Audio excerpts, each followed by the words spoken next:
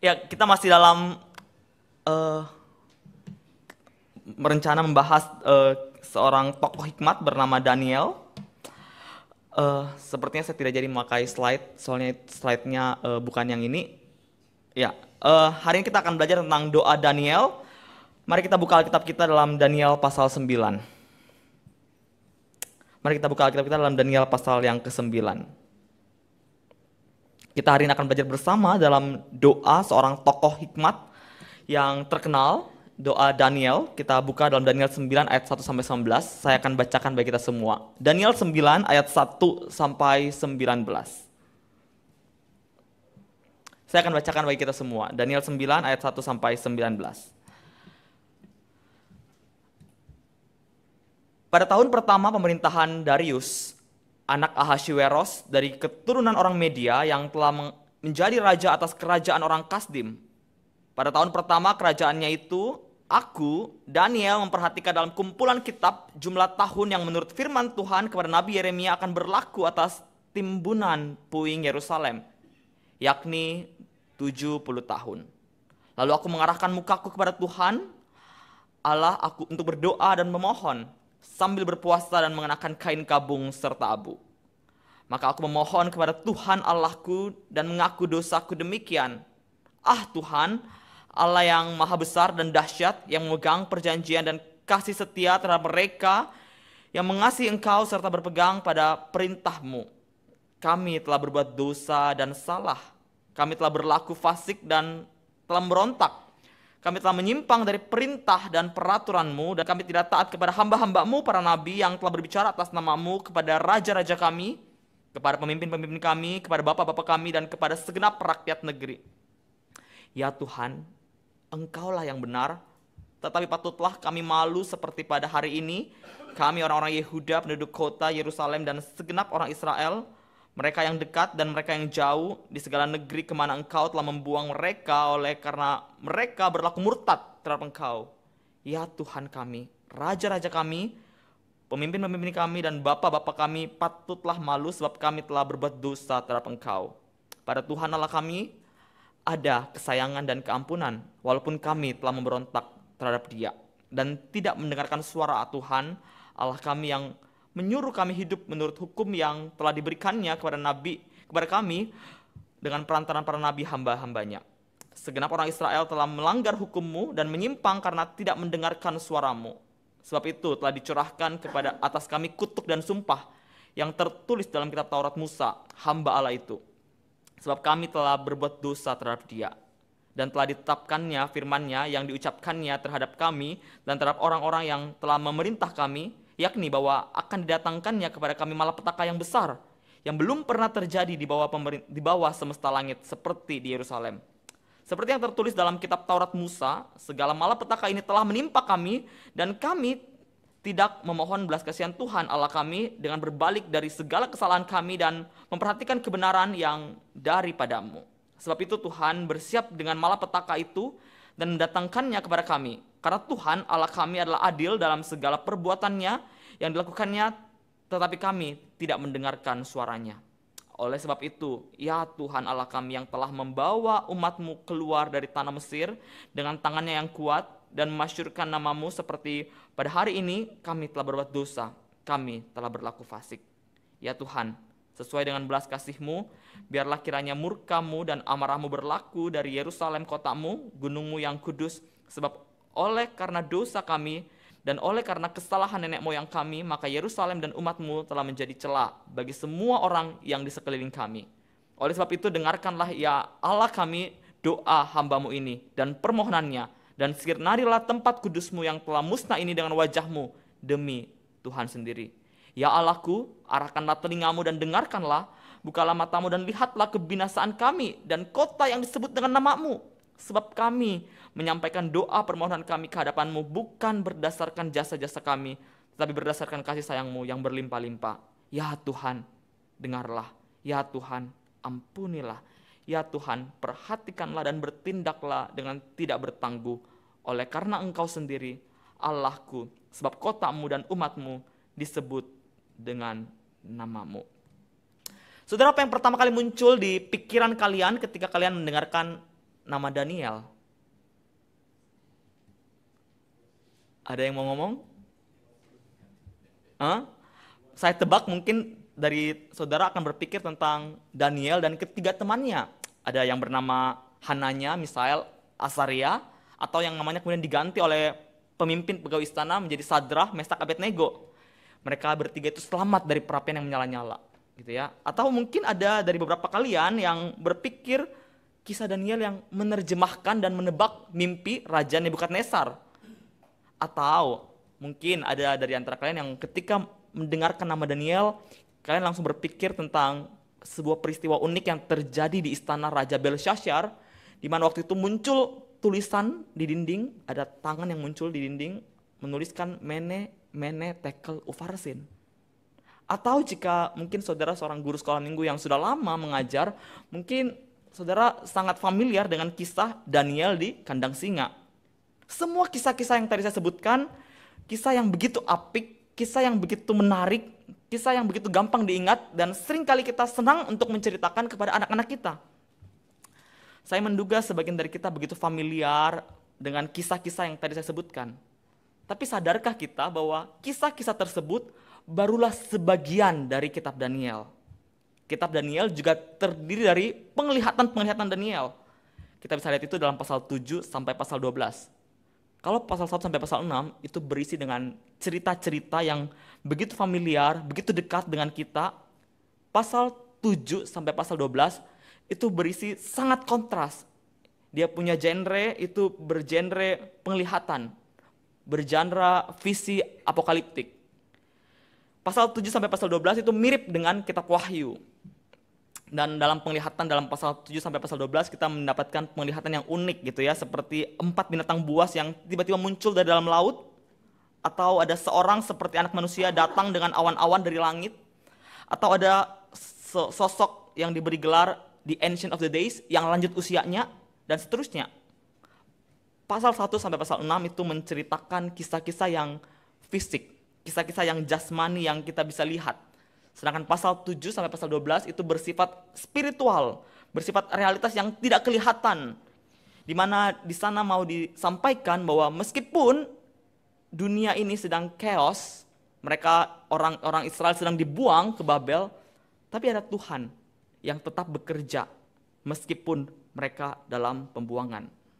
Hari ini kita akan membahas Daniel's Prayer, doa Daniel yang sebenarnya ada dalam konteks penglihatan, ada dalam konteks visi apokaliptik. Dan doa Daniel itu ada dalam penglihatan Daniel yang ketiga. Dalam pasal 7 sampai pasal 12 ada 4 penglihatan, dan doa Daniel ini ada di doa Daniel yang penglihatan Daniel yang ketiga. Dan penglihatan Daniel yang ketiga ini adalah penglihatan yang unik. Penglihatan yang tidak seperti penglihatan pertama, tidak seperti penglihatan kedua, dan tidak seperti penglihatan keempat. Kalau penglihatan pertama, kedua, dan keempat itu di sana penulis mengatakan langsung gitu ya. Pada zaman raja tertentu Daniel langsung melihat penglihatan. Tapi khusus penglihatan ketiga ini diawali dengan doa Daniel. Jadi Daniel berdoa dulu baru mendapatkan penglihatan. Dan doa ini doa yang sangat baik. Doa ini adalah doa yang sangat agung, doa yang berpusat pada Allah sendiri, doa yang berpusat pada firman-Nya, doa yang dihasilkan Daniel karena dia merenungkan firman Tuhan. Dan itulah yang akan kita pelajari bersama hari ini, Daniel's Prayer. Saudara, Daniel selain dikenal sebagai tokoh hikmat atau tokoh teladan yang menunjukkan bagaimana Daniel itu tetap setia meskipun berada dalam pembuangan, Daniel sebagai tokoh teladan, tokoh hikmat, tokoh yang mendapatkan visi penglihatan, mendapatkan penglihatan apokaliptik, dia juga sebenarnya digambarkan sebagai tokoh yang berdoa. Ada banyak kali dalam kitab Daniel kita melihat Daniel itu berdoa. Misalnya dalam Daniel pasal 2 gitu ya, di sana dia mengajak teman-temannya, yaitu Hananya, Misael, Asaria atau Sadrah, Mesak, Abednego untuk berdoa setelah dia mendengarkan bahwa Raja Nebukadnezar memberikan titah untuk melenyapkan semua orang bijaksana di Babel. Kenapa? Karena tidak ada yang bisa menerjemahkan mimpi raja. Dan Daniel dan ketiga temannya juga masuk dalam orang bijaksana tersebut. Jadi Daniel terancam untuk dibunuh, untuk dilenyapkan oleh Raja Nebukadnezar. Ketika mendengar titah itu, dia langsung mengajak ketiga temannya untuk berdoa bersama-sama. Itu doa pertamanya Daniel. Doa kedua Daniel, dia juga berdoa. Dalam pasal 6 dia dikatakan berdoa secara rutin kepada Allah. Pagi, siang, malam dia berdoa pada Allah. Meskipun diancam akan dibuang ke kandang singa, dia tetap berdoa. Dan doa yang ketiga, yaitu yang tadi kita baca dalam Daniel pasal 9. Itu juga yang akan kita pelajari dalam hari ini. Daniel ketika dia setelah selesai membaca kitab suci, dia berdoa. Dan doa Daniel dalam pasal 9 ini yang kita sama-sama akan pelajari dan renungkan hari ini, itu mencerminkan bagaimana Daniel itu sebenarnya kenal dengan Tuhan. Dia kenal dari mana? Dari pembacaannya akan firman Tuhan. Daniel merespons dalam doa apa Tuhan yang dia kenal dalam pembacaannya akan kitab suci, khususnya dalam kitab Yeremia. Saudara, doa itu apa sih sebenarnya?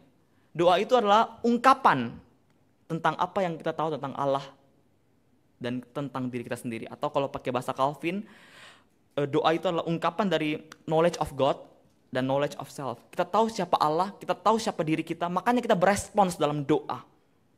Oleh karena doa itu menggambarkan tentang Allah, harusnya doa yang benar adalah doa yang disaturasi dengan firman Tuhan. Doa itu harusnya berpusat, berdasar, dan tidak bisa dipisahkan dari pembacaan akan firman Tuhan. Kalau doa tanpa firman Tuhan, itu akan menjadi doa yang self-centered, doa yang berpusat pada diri sendiri. Maka perlu sekali doa itu harus tunduk pada firman Tuhan. Saudara, jika engkau mungkin merasa doamu kok makin kesini makin membosankan, kok makin menjenuhkan, mungkin karena engkau hanya berdoa tapi engkau tidak membaca firman Tuhan. Sangat mungkin engkau jarang baca firman dan merenungkan firman Tuhan, sehingga doamu menjadi doa yang itu-itu saja. Kalau doa kita itu senantiasa berdasarkan respons kita terhadap firman Tuhan, maka kehidupan doa kita akan menjadi kehidupan yang sangat menggairahkan. Saudara, apa yang dibaca oleh Daniel? Daniel membaca kitab Yeremia. Dan ayat 1 mengatakan dia membaca kitab Yeremia itu pada tahun pertama pemerintahan Darius. Siapa Darius? Darius itu telah menggantikan raja sebelumnya. Raja sebelumnya adalah raja bernama Belshazzar. Dan Darius ini bukan orang Babel. Namun dia dikatakan sebagai orang Media. Apa artinya? Artinya adalah rezim Babel, orang Kasdim, orang Babel sudah kalah. Sekarang yang memerintah itu Media. Babel sudah dikalahkan. Dengan demikian, beberapa orang Yehuda, beberapa orang Israel Selatan itu sudah diizinkan pulang kembali ke tanah air mereka. Dan dalam konteks inilah, dalam kacamata yang baru inilah, Daniel membaca kitab suci dengan pandangan yang baru. Dia melihat bahwa Babel sudah berakhir, sekarang Media, berarti pembuangan juga sudah berakhir. Dia membaca dalam Yeremia 25 ayat 11-12, dia yang menyatakan bahwa Israel akan dibuang dalam waktu 70 tahun. Saudara, coba kita lihat Yeremia 25 ayat 11-12. Yeremia 25 ayat 11-12, saya akan bacakan bagi kita semua. Yeremia 25 ayat 11-12, inilah yang dibacakan oleh Daniel. Inilah yang membuat Daniel berespons dengan doa yang kita tadi baca hari ini.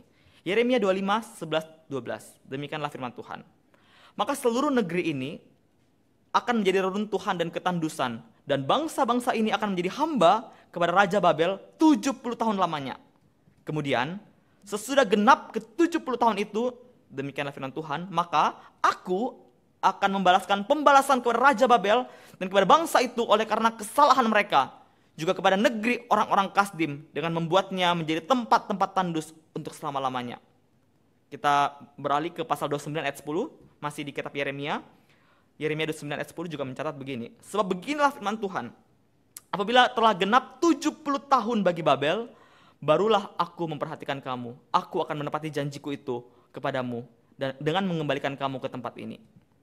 Saudara, pemerintahan Babel baru saja berakhir. Sekarang rajanya bukan Raja Babel, tapi Raja Media, yaitu Raja Darius. Raja Darius lah yang sekarang memerintah. Dan masa pembuangan sudah akan berakhir. Dan masa pemulihan Yerusalem akan segera dimulai.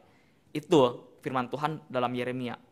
Dan Daniel ketika membaca firman Tuhan itu, dia berespons dalam doa.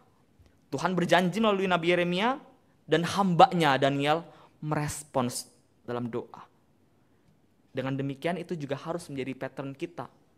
Tuhan berfirman, Tuhan berjanji dalam Alkitab, kita berdoa sama seperti Daniel. Dengan demikian doa kita menjadi doa yang berasal dan berpusat pada firman Tuhan. Dan dengan demikian doa yang itulah akan jadi doa yang berpusat juga pada Allah dan doa yang memuliakan Allah. Mari kita lihat apa isi doa Daniel. Doa Daniel itu dimulai dengan kesadaran Daniel akan siapa Tuhan itu. Dalam ayat 4 dikatakan Tuhan yang maha besar, Tuhan yang dahsyat, serta Tuhan yang setia dengan perjanjiannya, Tuhan yang setia dengan covenant-Nya. Saudara, Tuhan atau Yahweh itu adalah Allah yang mengikat perjanjian dengan umat Israel. Kita bisa lihat itu jelas dalam kitab Musa, khususnya dalam kitab Ulangan. Ketika Allah atau Yahweh memilih umatnya, maka Yahweh menjadi Tuhan dan umat Israel menjadi milik kepunyaan Yahweh, menjadi umat Allah. Dan ketika Allah mengikat perjanjian dengan umatnya, Allah juga memberikan janji. Dan sebagai responsnya, orang Israel harus taat kepada Tuhan. Ketika mereka taat, firman Tuhan berkata bahwa mereka akan diberkati. Dan ketika mereka melanggar perjanjian, ketika mereka tidak lagi setia kepada Yahweh, maka mereka akan mendapatkan hukuman. Dan pembuangan di Babel itu terjadi kenapa? Karena mereka gagal untuk setia. Mereka melanggar covenant Allah. Mereka tidak setia dengan perjanjian dengan Allah yang diikat dalam kitab Musa. Kitab-kitab dalam perjanjian lama seperti kitab sejarah, kitab para nabi, dan juga kitab hikmat itu menceritakan bagaimana Israel itu gagal menghidupi covenant dengan Allah. Dan pelanggaran mereka akhirnya membuat mereka dibuang ke Babel. Bagian firman Tuhan yang saya mau kita baca bersama-sama hari ini adalah Ulangan 28. Coba kita buka Ulangan 28 ayat 64-68. Ulangan 28 ayat 64-68 berisi tentang apa yang akan Tuhan lakukan ketika orang Israel gagal untuk setia pada Tuhan. Ini penting sekali supaya kita bisa memahami doa Daniel. Ulangan 28 ayat 64-68. Saya akan bacakan bagi kita semua. Ketika mereka gagal untuk setia pada Tuhan, Tuhan berkata seperti ini. Tuhan akan menyerahkan engkau ke antara segala bangsa dari ujung bumi ke ujung bumi. Di sanalah engkau akan beribadah kepada Allah lain yang tidak dikenal oleh apapun oleh nenek moyangmu, yakni kepada kayu dan batu. Engkau tidak akan mendapatkan ketentraman di antara bangsa-bangsa itu, dan tidak akan ada tempat berjejak bagi telapak kakimu. Tuhan akan memberikan di sana kepada hatimu yang gelisah, mata yang penuh rindu, dan jiwa yang merana. 66, hidupmu akan terkatung-katung, siang dan malam engkau akan terkejut dan khawatir akan hidupmu. Pada waktu pagi engkau akan berkata, kalau malam sekarang, dan pada waktu malam engkau akan berkata, kalau pagi sekarang, karena kejut memenuhi hatimu dan karena apa yang dilihat matamu. Tuhan akan membawa engkau kembali ke Mesir dengan kapal melalui jalan yang telah kukatakan kepadamu. Engkau tidak akan melihatnya lagi, dan di sana kamu akan menawarkan diri kepada musuhmu sebagai budak lelaki dan budak perempuan, tetapi tidak ada pembeli. Dan apa yang tadi saya baru bacakan itu terjadi, bukan? Mereka dibuang. Mereka tidak lagi tinggal di Israel. Tuhan buang mereka ke Babel. Mereka tidak tentram. Mereka menjadi budak orang Babel. Meski Israel dibuang Tuhan, meski mereka diasingkan Tuhan, tapi Tuhan juga pernah berfirman bahwa Tuhan akan memulihkan mereka ketika mereka berbalik dan bertobat. Ketika mereka sadar akan kesalahan mereka, ketika mereka akhirnya sadar bahwa mereka itu tidak setia pada Tuhan dan mereka mau berbalik pada Tuhan, Tuhan pernah berjanji bahwa Tuhan akan mengingat perjanjiannya dengan Yakub. Ketika Tuhan menghukum Israel dan kemudian mereka sadar, serta mereka bertobat berbalik pada Tuhan, maka Yahweh itu, Yahweh yang setia meskipun umatnya tidak setia, Yahweh akan memulihkan mereka. Dan dengan keyakinan inilah Daniel berdoa kepada Allah. Daniel sadar kalau dia bertobat, maka Tuhan adalah Tuhan yang penuh belas kasih. Dia melihat waktu yang dinubuatkan Yeremia sudah dekat. Pembuangan segera berakhir. Babel sudah dikalahkan oleh Media Persia. Dan dia melakukan firman Tuhan yang dicatat Musa. Untuk dia harus bertobat dan berbalik kepada Allah. Maka dia berdoa. Dia mohon ampun untuk bangsa Israel. Dan doa ini dia sampaikan karena dia yakin bahwa Tuhan itu setia. Tuhan itu betul-betul baik. Tuhan itu betul-betul sesuai dengan karakter yang digambarkan dalam firman Tuhan. Dan Tuhan itu akan memulihkan Yerusalem setelah genap waktunya 70 tahun itu.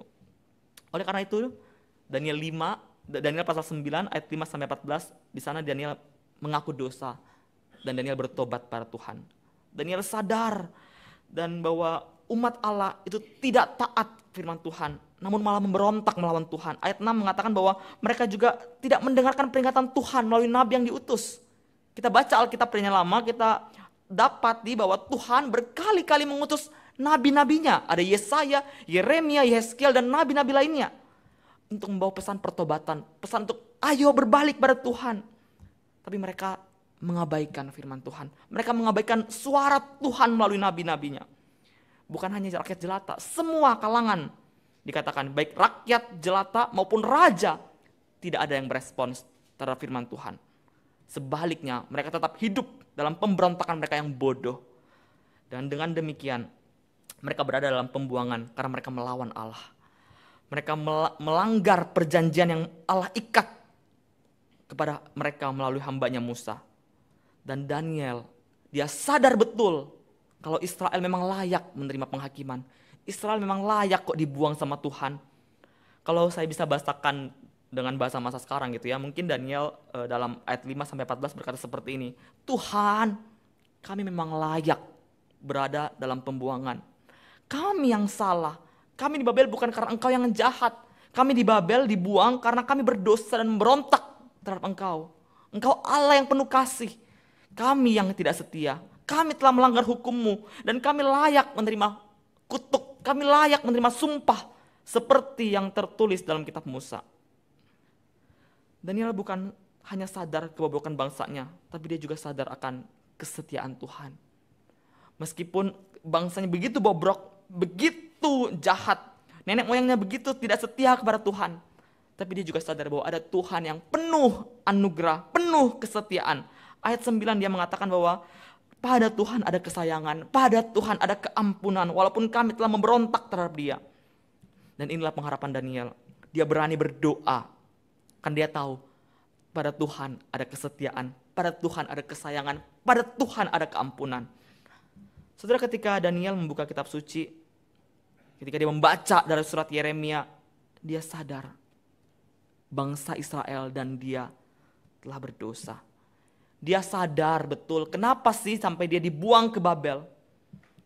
Saudara, inilah tanda orang yang berjumpa dengan Tuhan melalui firman-Nya, yaitu ia sadar akan dosa-dosanya. Ketika Daniel baca firman Tuhan dengan sikap yang serius, ayat 3 mengatakan bahwa dia berdoa, mohon sambil berpuasa dan mengenakan kain kabung. Artinya dia sadar betul bahwa dia berdosa. Dia sadar betul bahwa dosanya itu begitu serius. Dia sadar betul Tuhan itu suci dan tidak bisa umatnya untuk berdosa. Saudara, firman Tuhan itu harusnya seperti cermin ya. Cermin itu ketika kita lihat cermin kan kita lihat, oh ternyata muka saya tidak seganteng itu. Saya lihat betapa bobroknya saya. Kalau kita lihat cermin, kalau kita nggak lihat cermin kan kita nggak tahu kita bobrok. Dan firman Tuhan itu harusnya seperti cermin. Kita baca firman Tuhan merefleksikan ternyata kita tidak sebaik itu. Kita bobrok. Dan doa Daniel ini kiranya bisa menjadi contoh bagi kita untuk kita bisa ketika kita membaca firman Tuhan kita harusnya bertobat dan berbalik pada Tuhan.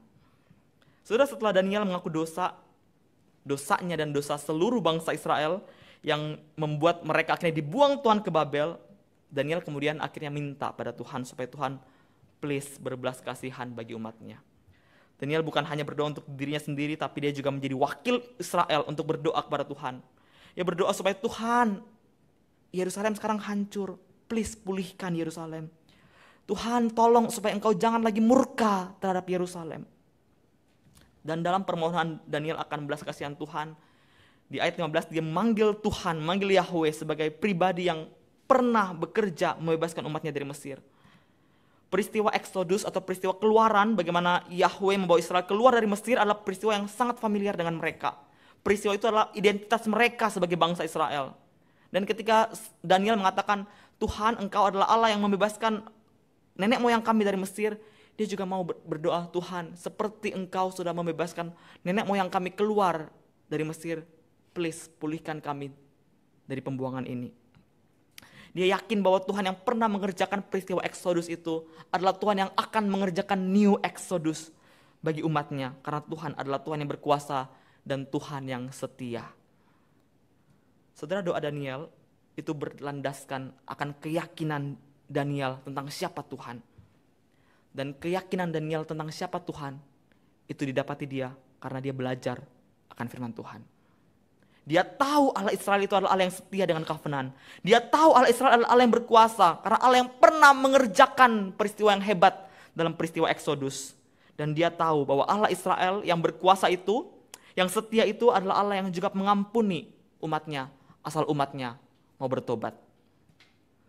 Akhirnya dalam ayat 18-19, Daniel melandaskan doanya kepada Tuhan karena dia yakin Tuhan itu pasti menepati janjinya.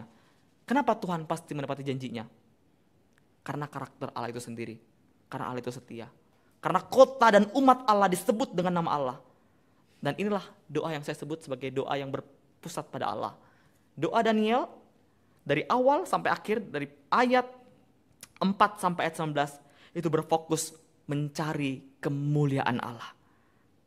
Hal ini hanya mungkin terjadi karena Daniel tahu betul siapa Tuhan yang dia baca dalam kitab suci. Dengan demikian, dia sadar bahwa dia dan umat Israel memang tidak layak mendapat kasih setia Tuhan. Maka pertama-tama setelah dia baca kitab suci, dia langsung mengaku dosanya. Dia berdoa, minta ampun karena bangsanya, nenek moyangnya, dirinya sendiri telah melanggar perjanjian, melanggar covenant Allah. Setelah itu, setelah dia mengaku dosanya, barulah dia mohon supaya Tuhan please pulihkan Yerusalem. Apa dasar Daniel memohon? Saudara, Daniel memohon kepada Tuhan, dia berani memohon pada Tuhan bukan karena dia sudah bertobat dan mengaku dosanya. Namun dia memohon karena janji Tuhan, karena nama Tuhan, karena reputasi Tuhan, karena Yerusalem adalah kota Tuhan itu sendiri. Karena Israel, umat Israel adalah umat Tuhan itu sendiri. Bukan karena kami, namun karena engkau. Bukan karena kehormatan Israel, tapi karena kehormatan Tuhan, kehormatan Yahweh. Bukan karena perbuatan baik Israel, tapi karena belas kasihan Allah. Karena perjanjian yang Allah nyatakan kepada Israel. Itulah dasar dia berdoa. Itulah dasar dia memohon supaya Tuhan pulihkan Yerusalem. Bukan karena dia, bukan karena Israel, tapi karena Tuhan. Karena kemuliaan Tuhan, bukan untuk kehormatan Israel.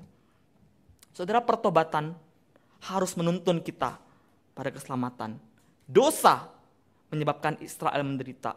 Allah yang kudus tidak bisa tahan dengan dosa. Dia pasti menghakimi dosa. Tapi dia juga Allah yang murah hati. Dia Allah yang pengampun. Dia Allah yang akan mengampuni mereka yang datang sadar akan dosa-dosanya. Saudara, sadarilah dosa-dosamu di hadapan Allah. Dosa merusak setiap relasi kita dengan Allah. Dosa membuat Israel itu tidak lagi bisa bertahan dalam kota Tuhan. Karena mereka berdosa sehingga Tuhan buang mereka jauh dari Yerusalem.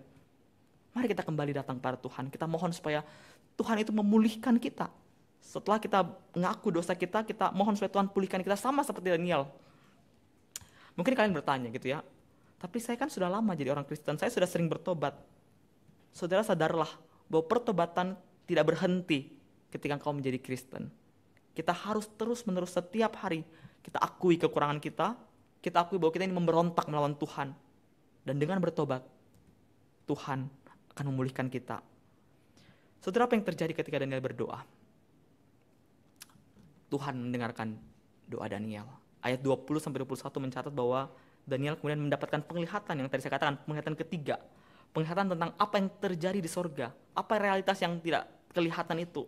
Ketika Daniel berdoa, Allah mengutus malaikat Gabriel sebagai jawaban atas doa Daniel. Gabriel menolong Daniel untuk memahami apa yang sedang Tuhan kerjakan. Gabriel mengatakan bahwa Daniel adalah orang yang sangat dikasihi Allah. Saudara, saat kita berdoa dengan kuasa Roh Kudus dan dalam nama Yesus, kita orang-orang perjanjian baru ini, Tuhan bukan hanya kasih malaikat, Tuhan kasih anaknya sendiri. Tuhan Yesus bersama-sama dengan kita. Maka dari itu kita berdoa dalam nama Yesus.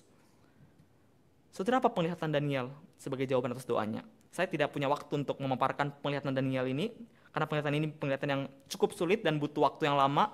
Tapi yang saya mau singkatkan adalah, Daniel itu melihat 70 kali 7 masa, itu penglihatan ketiga, 70 kali 7 masa. Apa artinya itu ya?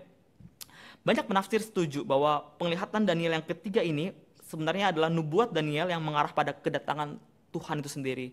Atau kalau kita mau tarik sama perjanjian baru, itulah kedatangan Mesias, Juru Selamat dunia. Saudara, Daniel berdoa supaya masa pembuangan Tuhan segera berakhir. Tapi Tuhan menjawabnya lebih dari apa yang dia pikirkan. Tuhan menjawab dengan apa? saya akan kirim Mesias. Saya akan kirim anakku untuk mengakhiri masa pembuangan itu. Saudara, bagaimana dengan doa-doa kita kepada Tuhan? Sudahkah kita percaya kepada Tuhan dalam doa kita? Maukah kita menjadi serupa dengan Allah dalam firman-Nya dan kita merefleksikan keserupaan kita dengan Allah melalui doa-doa kita? Saudara, Tuhan Yesus pernah berkata, jikalau kamu tinggal dalamku dan firman-Ku, kalau firman-Ku tinggal dalam kamu, Tuhan pernah berkata apa? Mintalah apa saja yang kamu kehendaki dan kamu akan menerimanya. Dalam hal inilah Bapa-Ku dipermuliakan. Amin. Mari kita berdoa.